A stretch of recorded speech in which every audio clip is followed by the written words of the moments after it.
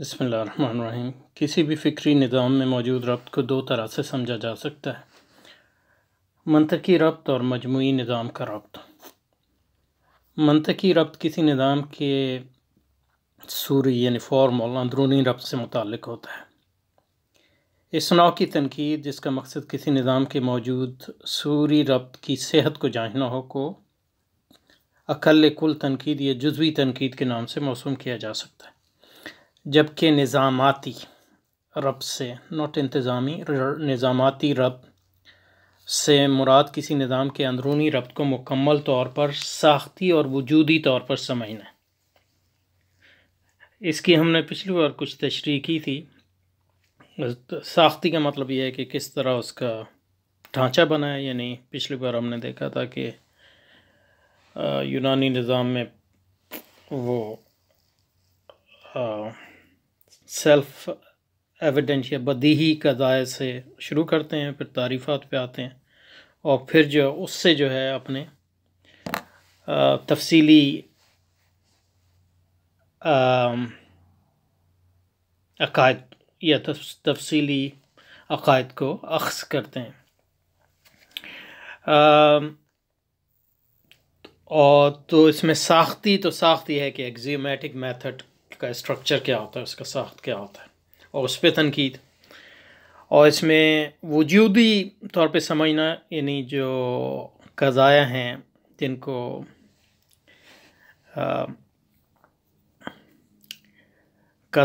کو بدیہی سمجھتے ہیں، ان کی بداہت کو شک میں ڈالنا، تو یہ اس کی وجودی ساخت پر تنقید کی ایک شکل ہے۔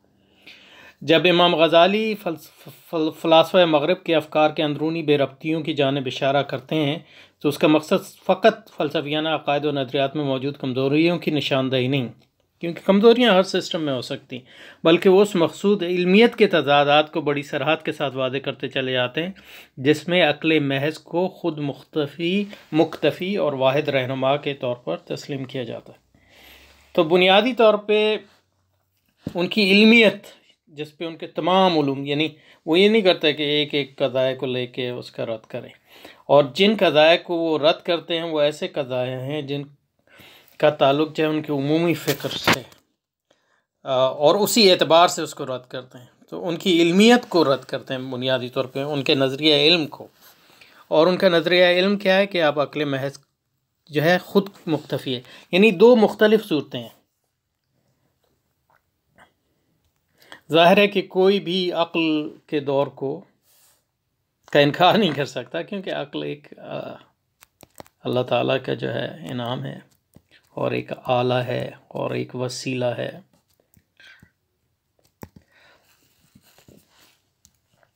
اور اس سے بھی زیادہ، اور اسی بنیاد پہ اللہ تعالیٰ نے انسانوں کو دوسرے مخلوق سے ممتاز کیا ہے۔ لیکن اس لحاظ سے ہمارا نہ یونانیوں سے کوئی اختلاف ہے، نہ ایرانیوں سے، نہ ساسانیوں سے، نہ رومیوں سے، نہ موجودہ مغربیوں سے۔ جو اختلاف ہے وہ اختلاف ہے کہ اس عقل کی حد کیا ہے۔ حد بھی نہیں، اس عقل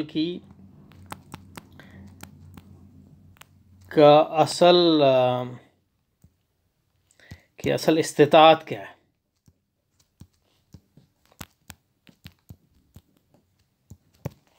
صحیح ہے، یہ اصل مسئلہ ہے۔ یہ کوئی مسئلہ نہیں ہے کہ آپ وہ عقل کو مانتے ہیں اور ہم عقل کو نہیں مانتے۔ بہت سے لوگ اس بحث میں اس طرح بحث کو چلاتے ہیں، تو اس کا کوئی مقصد نہیں ہے، یعنی مطلب نہ مسلمانوں کے اندرونی جو مسائل اور اندرونی جو اختلاف ہیں ان میں یہ مسئلہ ہے، نہ مسلمانوں کے جو دوسروں سے اختلاف ہیں ان میں یہ مسئلہ ہے۔ کوئی بھی ایسا گروہ نہیں ہے جو عقل کو نہیں مانتا۔ یہ ہو کیسے سکتا ہے کہ آپ عقل کو نہ مانیں؟ آپ زندگی کیسے گزارتے؟ تو یہ تو مطلب یہ کہ یا تو جو بھی کہتے ہیں ان کو اس کا فہم نہیں ہے کہ عقل کیا ہے، اور یا اس سے وہ کچھ اور مراد لیتے ہیں جو وہ کہہ رہے ہیں۔ تو اصل جو اختلاف ہے یہ نہیں ہے کہ وہ عقل کو مانتے اور ہم نہیں مانتے، اور یا ہم مانگتے ہیں، نہیں، مطلب یہ ہے کہ عقل کی استطاعت کیا ہے، اور کیا عقل خود مکتفی ہے، یعنی مطلب یہ کہ عقل علوم کے حصول کے ذرائع میں سے ایک اہم ذریعہ ہے یا خود ایک ذریعہ ہے؟ تو آپ دیکھیں کہ یہ بحث جو ہے صرف مسلمانوں میں کے اندر بھی ہے. میں فلسفے میں مثلا یہ کہ اب ہیوم ہے، اس کا ایک عقل کا نظریہ ہے، کانٹ کا اپنا ہے، ہیوم سے مختلف ہے، لیکن یہ کہ ارسطو کا ان دونوں سے مختلف ہے.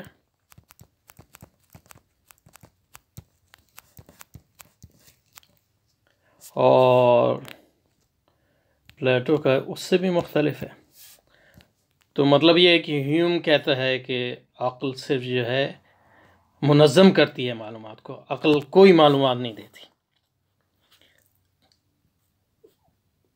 اس کے برعکس افلاطون تو یقیناً یہ کہتا ہے کہ عقل معلومات بھی دیتی ہے اور اس کو منظم بھی کرتی ہے.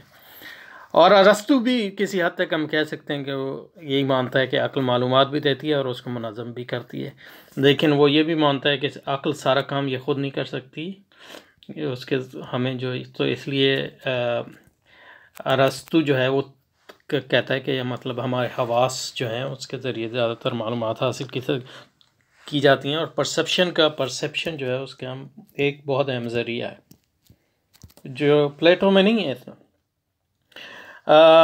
جبکہ کانٹ کا بالکل ایک الگ نظریہ، وہ ہیوم سے ایک حد تک اتفاق کرتا ہے کہ عقل براہ راست آپ کو معلومات نہیں دے سکتی خاص طور پہ، لیکن یہ کہ وہ یہ نہیں مانتا کہ عقل کا کام صرف انتظامی ہے. عقل آپ کو ساختی معلومات دے سکتی ہے، یعنی کانٹینٹ کی معلومات نہیں. مطلب یہ کہ یہ ایک وضاحت کرنے کے لیے کہہ رہا ہوں. تو اب کوئی یہ کہتے ہیں کہ بعض لوگوں نے ایکچولی کہا ہے کہ ہیوم جو ہے یہ ارریشنلسٹ ہے، یہ عقل کو نہیں مانتا، اور کانٹ کے بارے میں بھی یہ کہا گیا. تو یہ جو ہے یہ بحث کو نہ سمجھنے کا نتیجہ ہے، یہ بحث کو نہ سمجھنے کا نتیجہ ہے. تو یہ میں کہاں سے کہاں آ گیا یہ مجھے اب نہیں پتہ کہاں سے شروع. تو عقل محض کو خود مختلف. تو ہمارے ہاں بحث یہ ہے کہ ایک عقل جو ہے سیلف سفیشینٹ، خود مختفی ہے کہ نہیں. تو اس میں جو جب ہم جیسے بات کرتے ہیں تو اس میں 3 ہیں.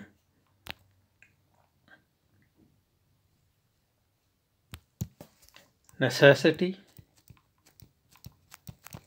اس کو کہتے ہیں لزوم. تو عقل لازم ہے ہمارے نزدیک بھی اور دوسروں کے نزدیک لازم ہے، لیکن لزوم کا یہ مطلب لازماً نہیں ہوتا کہ وہ خود مکتفی بھی ہے. ایک چیز لازم ہو سکتی ہے لیکن خود مکتفی نہ ہو. مطلب یہ ہے کہ بادل جو ہیں لازم ہیں، جہاں تک ہمیں معلوم ہے ہماری دنیا میں بادل جو ہیں لازم ہیں بارش کے لیے، لیکن خود مکتفی تو نہیں ہے نا، کیونکہ کئی بار ایسا ہوتا ہے کہ بادل ہوتے ہیں اور بارش نہیں ہوتی. تو عقل کی بھی یہی شان ہے، وہ لازم ہے لیکن خود مکتفی نہیں ہے. تو اب یہ بھی ہو سکتا ہے کہ اس بات کے کئی فلسفی قائل ہیں کہ عقل خود مختفی نہیں ہے، یعنی ہیوم کہتا ہے کہ خود مختفی نہیں ہے اور امام غزالی بھی کہتے ہیں کہ خود مختفی نہیں ہے. کیا اس کا یہ مطلب ہے کہ یہ دونوں کا نظریہ ایک ہے؟ نہیں، یہ کہتا ہے خود مختفی نہیں ہے عقل، لیکن عقل کے علاوہ جو چیز ہمارے پاس ہے وہ وجدان ہے، جس کو حواس کہتے ہیں، اندرونی اور بیرونی حواس. دیٹس اٹ، یہ ہے ہمارے پاس اور کچھ نہیں. امام غزالی کہتے ہیں نہیں، ہمارے پاس عقل ہے اور عقل کی کئی قسمیں ہیں، پھر ہمارے پاس وجدان ہے اور وجدان کی بھی کئی قسمیں ہیں، اور سب سے بڑھ کر پھر وہی ہے. تو گو کہ ہیوم اور غزالی میں یہ اتفاق ہے کہ عقل خود مختفی نہیں ہے، لیکن اب اس کی بنیاد پہ کوئی یہ کہہ لے کہ ہیوم اور غزالی جو ہیں بہت بڑے دوست ہیں یا ان کے نظریات ایک ہی ہیں، تو یہ ایک غلط فہمی کی بات ہے. تو اس لیے بات کو جو ہے اس کی ڈیٹیلز میں سمجھنے کی ضرورت ہوتی. تو ہمارا جو اختلاف امام غزالی کا جو ارسطو اور اس کے پیروکاروں سے اختلاف تھا وہ 1 2 3 قضایا پہ نہیں تھا، بلکہ علم کے بنیادی تصور پر تھا. اور اس لحاظ سے جو انہوں نے تنقید یہ نہیں کی کہ مطلب یہ کہ ان کے ایک ایک جس بات کو مانتے تھے وہ لے لیا اور اس کو جھٹلایا یا کہا اس کو نہیں جھٹلاتا اور کہا نہیں، ایسا نہیں ہے. انہی قضایا کو لیا جن سے یہ ثابت کیا جا سکے کہ ان کی اور ہماری علمیت میں کیا فرق ہے. یہ بات ہے اصل. تو کیسے کئی ایسے قضایا جن میں فلسفیوں اور یونانی اور ہمارے درمیان کوئی اختلاف نہیں ہے، لیکن اس جو اتفاق میں بھی اختلاف ان معنوں میں ہے کہ ان قضایا تک جو وہ پہنچتے ہیں جس نظریہ علم کی بنیاد پہ، اس نظریہ علم کو ہم رد کرتے ہیں. اور اس نظریہ علم کی بنیاد یہ ہے کہ عقل خود مکتفی ہے، سیلف سفیشینٹ ہے. یہ ایسے ہی کہنا ہے کہ مطلب یہ کہ بادل جو ہے نہ صرف یہ ہے کہ بارش کے لیے لازم ہے بلکہ بارش کے لیے کافی بھی ہے. ہم کہتے ہیں نہیں، بادل لازم ہے لیکن کافی نہیں. اور پھر مطلب اس میں ڈیٹیل میں ہمارے بادل کے تصور میں بھی فرق ہے، ہم کس کو بادل کہتے ہیں اور آپ کس کو بادل کہتے ہیں، اس میں بھی تفصیلی فرق. تو یہ ہے. تو یہ اس کو کہتے ہیں جوہری تنقید، کلی تنقید ان معنوں میں کہ یہ ان کی جو عمارت ہے اس کی بنیادوں کو پر وار کرتی ہے اور بنیادوں کو تہو بالا کرتی ہے. سمجھے نا؟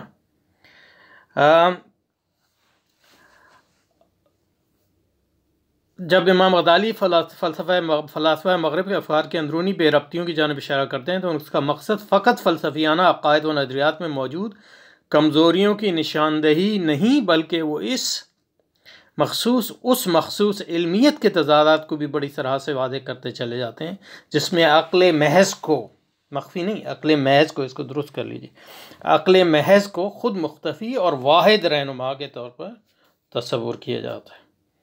اور ارسطو کے جو مسلمان پیروکار ہیں ان پر بھی ان کا بھی رد کہ اس چیز کو آپ اسلام کے ساتھ جوڑ نہیں لگا سکتے، اس کی توجیحات آپ جتنی بھی کر رہے ہیں. بہی وجہ امام غزالی کے رد و اعتراض کو جز کی شکل میں نہیں بلکہ کل کے طور پہ سمجھنا چاہیے. یعنی زیادہ بہتر لفظ ہے جذری طور پہ، یہ جذری طور پہ سمجھنے. ان کی تنقید جذری تنقید ہے، اور اسی بنیاد پر امام غزالی کی تنقیدی فکر ایک خاص مقام کی حامل ہے کہ یہ کسی نظام کے خارجی اور داخلی ہر دو پہلوؤں سے مکمل طور پر بحث کرتی ہے، بین طور کہ اس نظام کی بنیادوں پر وار کرتی ہے اور بنیادوں کو رد کرتی ہے. سمجھے نا؟ یہ ہے. اس کی وضاحت یوں سمجھیے کہ جس طرح متکلمین نے غیر اسلامی فکر کی تنقید مرتب کرتے ہوئے ہمیشہ اسلامی علمیت کی برتری کو جزو ایمان سمجھا اور اس کو محور و مرکز بنائے ہوئے باطل فکر کو ہدف کا تنقید بنایا، اس انداز فکر کو بیرونی تنقید کا عنوان دیا جا سکتا ہے. یعنی یہ کہ آپ غیر اسلامی فکر پر تنقید کریں اسلام کے مقاصد کو مد نظر رکھتے ہوئے، لیکن اس تنقید کا اثر کفار پہ نہیں ہوگا کیونکہ وہ اسلام کو نہیں مانتے. جبکہ دوسری جانب خارجی تنقید کے ضمن میں اس نظریے کی مکمل طور پر تفہیم حاصل کی جا سکتی ہے جس پر تنقید کا مقصد یہ ہوتا ہے کہ اس استدلال کی غلطی و کجی کو خود اس کے درون سے واضح کیا جائے. جبکہ دوسری جانب خارج تنقید کے ضمن میں اس نظریے کی مکمل طور پر تفہیم حاصل نہیں کی جا سکتی ہے ہونا چاہیے، جس پر تنقید کا مقصد یہ ہوتا ہے کہ اس استدلال کی غلطی و کجی کو خود اس کے درون سے واضح کیا جائے. یہ امام غزالی کی تنقید ہے، اندرونی تنقید، اندر سے جا کے اس کو اکھاڑ پھینکنا. نا یہ میں نے بار بار یہ کہا ہے کہ اس میں میرا جو ہے ڈاکٹر صاحب سے کوئی جذری اختلاف نہیں ہے، لیکن یہ کہ میں صرف یہ کہتا ہوں کہ علم کلام کے کئی پہلو ہیں اور کئی روایات ہیں، اور جو امام غزالی نے فلسفے کا رد کیا وہ بھی علم کلام ہی کا حصہ ہے ان معنوں میں.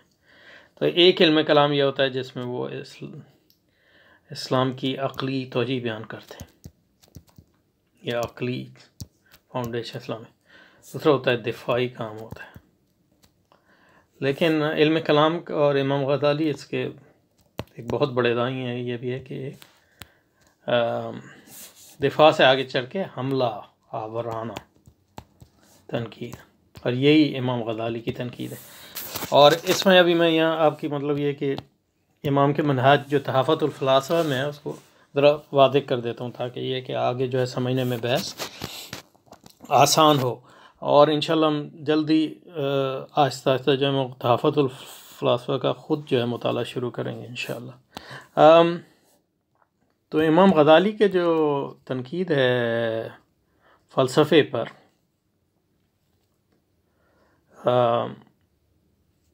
وہ جارحانہ تنقید ان معنوں میں ہے کہ وہ پہلی بات تو یہ سمجھیں، اس سے ذرا پیچھے چلتے ہیں جو ہم نے پہلے کر دیا، تاکہ مطلب یہ کہ سارے اس کو ایک ترتیب سے سمجھیں. پہلی بات تو یہ ہے کہ انہوں نے اس کو سمجھا، یہ کہا نا سمجھا. یعنی آپ نے جیسے پہلے بھی ہم نے اس کا ترجمہ بھی پہلے پیچھے اس پہ آ چکے ہیں کہ آپ نے فرمایا کہ آپ کسی علم کی فساد اور اس کی تباہ کاریوں کو، خاص طور پہ کفار کے علوم کی تباہ کاریوں کو واضح نہیں کر سکتے جب تک اس میں آپ امامت کے درجے پہ اس علم میں نہ پہنچائیں، اور آپ کے علم جو ہے اس کی علم کے جو اصل جو پیروکار ہیں ان سے بھی نہ بڑھ جائے. تو یہ ضروری ہے، اس کے بغیر جو ہے یہ کام نہیں ہو سکتا. تو یہ یعنی المنقذ من الضلال میں آپ نے فرمایا کہ انہ لا یقف علی فساد نوع من العلوم من لا یقف علی منتہى ذلک العلم حتی یساوی اعلمہم فی اصل ذلک العلم ثم یزید علی ذلک ویجاوز درجۃ. تو اس کا ترجمہ پیچھے ہم پڑھ کے آئے ہیں اس میں، جس میں ہم نے یہاں اس کا ترجمہ آپ کو میں نے اس کی یہ نہیں کہتے میری رائے میں، تو یہ ایک لیکن یہ ترجمہ اسی کا ہے جو میں نے ابھی عربی عبارت آپ کو پڑھی. میری رائے یہ ہے کہ ان میں سے کسی ایک شخص کسی بھی علم پر تنقید کا حق نہیں رکھتا. امام نے تو یہ نہیں کہا حق نہیں رکھتا، بلکہ یہ فرمایا انہ لا یقف علی فساد نوع من العلم. آدمی جو ہے کسی بھی علم پر جو ہے اس کی جو جذری تنقید نہیں کر سکتا جب تک وہ نہ صرف یہ کہ ان علوم کا اس قدر ناماہر ہو جائے کہ اس میں درجہ امامت پر پہنچ جائے، بلکہ وہ ان گوشوں پر بھی نگاہ ڈالنے کی اہلیت رکھتا ہے جو ان ماہرین کی نظر سے اوجل، یعنی ان سے بھی بڑھ جائے. اس وقت اس کی تنقید تو اس کے علم کے حوالے سے جو ہے کوئی اہمیت حاصل نہیں ہوگی. تو یہ پہلی چیز ہے، یعنی مطلب ان کے علم کو. تو اس کے لیے آپ نے جیسے مقاصد الفلاسفہ لکھی ہے، اس میں بتایا کہ انہیں جس چیز پہ وہ تنقید کریں گے اس کی سمجھ ہے ان کو. اور یہ جو مقاصد الفلاسفہ ہے وہ اس میں آپ نے انہی چیزوں یعنی اختصار سے وہ بیان کیا جو ابن سینا اور فارابی کے نظریات تھے، تو ان کی کتابوں سے ہی بیان کیا ابن سینا اور فارابی کی کتابوں سے. لیکن یہ بتا دیا لوگوں کو کہ یہ تمہارے عقائد ہیں، اور ہمیں پتہ ہے یہ کون سے عقائد ہیں. اس کے بعد جو ہے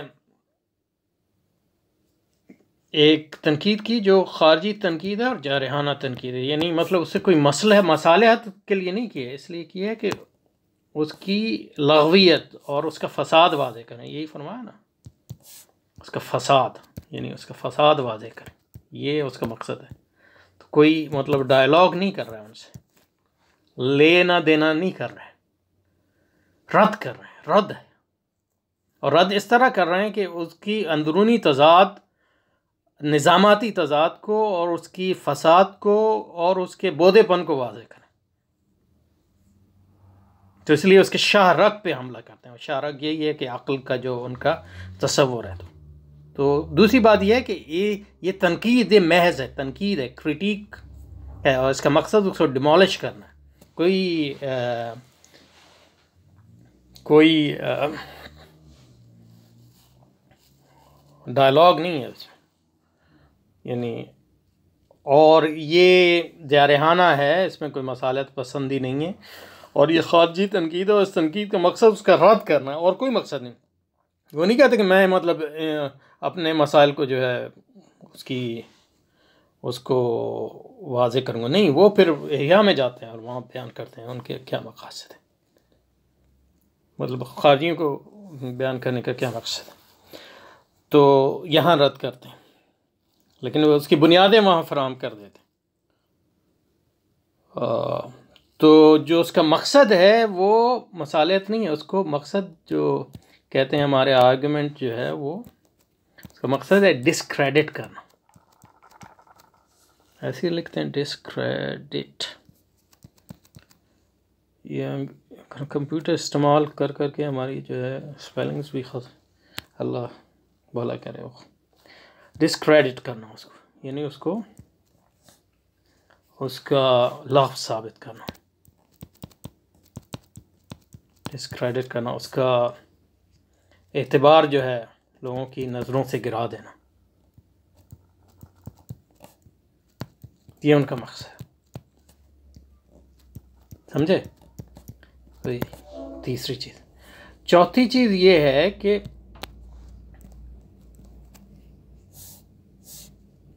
اس کی بنیاد علمی ہے، یعنی مطلب ان کو گالی گلوچ نہیں کر رہے، علمی بنیاد، فلسفی کی کر رہے ہیں، فلسفیانہ بنیاد، اور گو کہ اپنے نظام کی دفاع نہیں کر رہے، کیونکہ اس کا مقصد ہی وہاں جو ہے یعنی دفاعی کھیل نہیں کھیل رہے،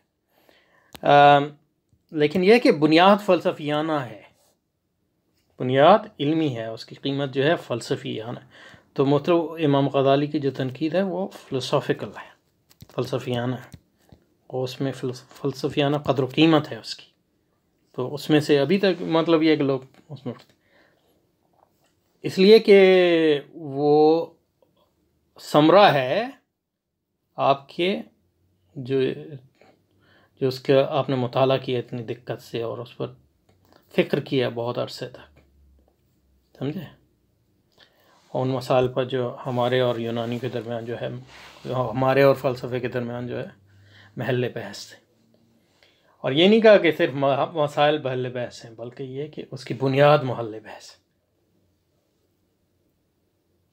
اور اب بنیادی طور پہ واضح کیا کہ ان بنیادوں کو واضح کیا، یعنی فاؤنڈیشن، جو اساس جس کو کہتے ہیں، اساس، ان بنیادوں کو، اساس کو، یعنی فاؤنڈیشنز کو واضح کیا جس پر فلسفہ قائم ہے، اور ان کی تنقید و تمہیز کی، اور ان کا جو ہے رد اور ابطال کیا، ان کا کھوکھلا پن ثابت کیا، یہ چوتھی ہے، سمجھے، یہ چوتھی بات ہے۔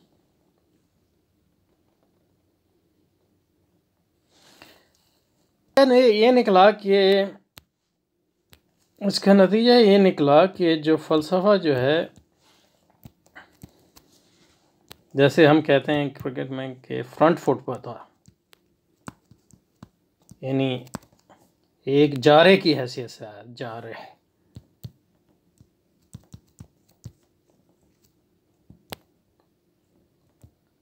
اس کو ایک دفاعی کھیل کھیلنے پر مجبور کر دیا، یہ تھا اسلامی دنیا میں، کیونکہ ان کو مطلب اسلامی دنیا سے ہی پرواہ تھی، ان کو یہ کیا پرواہ تھی کہ بھئی یونان میں کیا ہو رہا ہے، اور جو دفاعی کھیلنے کو مجبور کر دیا، یہ بہت اہم چیز ہے۔ اور چھٹی بات یہ ہے کہ مسلمانوں کے ہاں جو فلسفے کا روب تھا، دبدبہ تھا، عظمت تھی،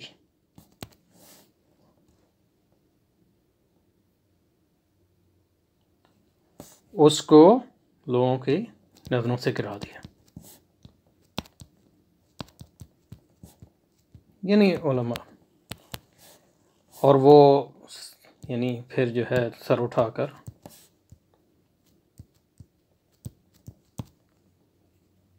چلنے کے قابل ہو گئے،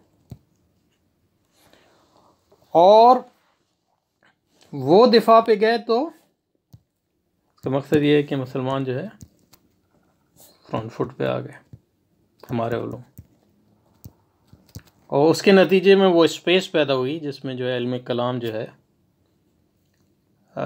دفاعی کھیل نہ رہا بلکہ ایک فرنٹل اٹیک بن گیا، اور مسلمانوں نے پھر اس کو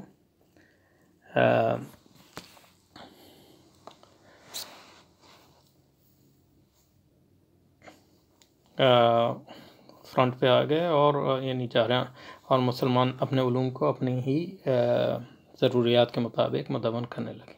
تو بنیادی طور پہ جو فلسفہ یونان کی قیمت تھی مسلمانوں کی نظروں سے اس کو گرا دی، ثابت کیا کہ وہ مجموعہ علمی مجموعہ نہیں بلکہ مجموعہ ہے، اس میں علم اور افکار اور تخیلات اور قیاسات اور تخمینات سب ملے جلے، اور یہ کہ عقل جو ہے وہ وہی کی محتاج ہے وغیرہ۔